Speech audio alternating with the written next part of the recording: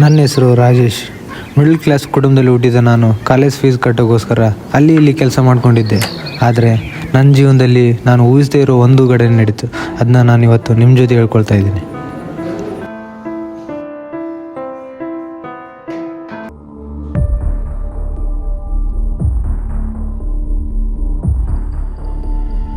ದಣಿ, ಅದೇ 3,000 ಬೇಕಿತ್ತು.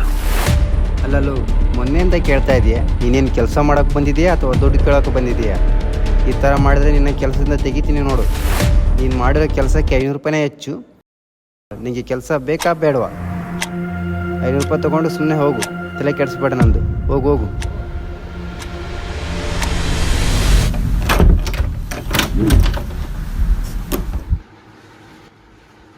ನೋಡ ಮಗ, ಏನೋ ಕಡ್ದು ಗುಡ್ಡೆ ಹಾಕಿ ಬಂದಾರಂಗೆ.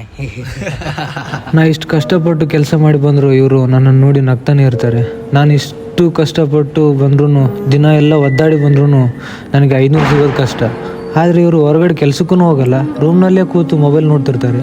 ಏನೋ ಒಂದು ಕ್ಲಿಕ್ಕಲ್ಲಿ ಹಣ ಬಂತು ಅಂತ ಖುಷಿ ಆಗ್ತಾರೆ. ನಿಜವಾಗ್ಲೂ ಅವ್ರು ಏನು ಮಾಡ್ತಾರೆ ಇವರು ಅರ್ಥನೇ ಆಗ್ತಿಲ್ಲಲ್ಲ ನನಗೆ. ನೀನು ಯಾಕೆ ಯೋಚನೆ ಮಾಡ್ತಿದ್ಯಾ? ನಿನ್ನ ಕಷ್ಟ ನನಗೂ ಅರ್ಥ ಆಗತ್ತೆ. ನಿಂಗೆ ಈಸಿಯಾಗಿ ದುಡ್ಡು ಮಾಡೋದನ್ನ ನಾವು ಹೇಳ್ಕೊಡ್ತೀವಿ. ಅವ್ನು ಏನು ಹೇಳ್ತಾನೋ ಹಂಗೆ ಮಾಡು ಅಷ್ಟೇ. ಬ್ರೋ, ಚಿಂತೆ ಮಾಡಬೇಡಿ. ಯಾಕೆ ಚಿಂತೆ ಮಾಡ್ತೀರಾ? ಅದು ಯಾವ ಥರ ಆಡೋದಂತ ನಾನು ಚೆನ್ನಾಗಿ ಹೇಳ್ಕೊಡ್ತೀನಿ ನಿಮಗೆ.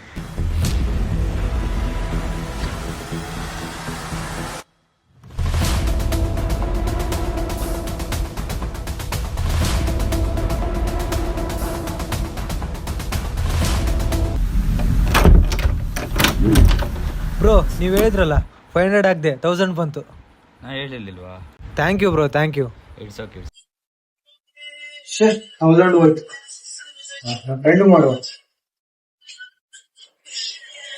ಇಲ್ಲ ಮಗ, ಅದೇ 5000 ಬೇಕಿತ್ತು ಮಗ. ಅದೇ ಅರ್ಜೆಂಟ್ ಇತ್ತು. ಇನ್ನು 1 ಅವರಲ್ಲಿ ಕೊಟ್ಬಿಡ್ತೀನಿ ಮಗ. 1 ಅವರಲ್ಲಿ 5000 ರಿಟರ್ನ್ ಆಗ್ತದೆ. ಹಾ ಮಗ, ಹಾ ಹಾ.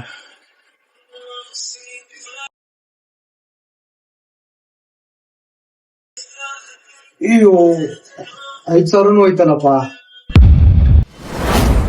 ಅಯ್ಯೋ, ಎಂತ ಇಕ್ಕಟ್ಟಲ್ಲಿ ಸಿಗಾಕೊಂಡೆ. ಫೋನ್ ನೋಡಿದ್ರು ಭಯ, ಕಾಲು ಎತ್ತಕ್ಕಾಗ್ತಿಲ್ಲ.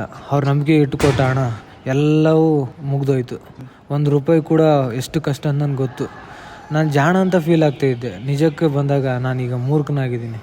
ಫೋನ್ ನೋಡಿದ್ರು ಭಯ, ಕಾಲು ಬಂದರೂ ಭಯ, ಯಾರನ್ನೂ ಎದುರಿಸೋಕ್ಕೂ ಆಗ್ತಾಯಿಲ್ಲ.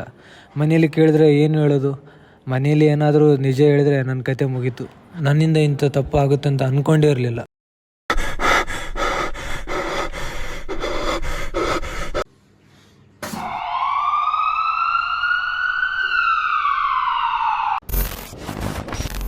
ಮಗ, ಮೊದಲಿಗೆ ನಾನು ಕೂಡ ಇದನ್ನ ಜಸ್ಟ್ ಟೈಮ್ ಪಾಸಾಗಿ ಶುರು ಮಾಡಿದೆ. ಆದರೆ ಇದು ಟೈಮ್ ಪಾಸ್ ಅಲ್ಲ, ನಿಧಾನವಾಗಿ ನನ್ನನ್ನೇ ಕಂಟ್ರೋಲ್ ಮಾಡುತ್ತೆ. ಮಗ, ಸತ್ಯ ಹೇಳ್ತೀನಿ, ಈ ಬೆಟ್ಟಿಗೆ ನಮಗೆ ಹಣ ಕೊಡೋದಿಲ್ಲ, ನಮ್ಮ ನೆಮ್ಮದಿನ ಕಿತ್ಕೊಳುತ್ತೆ.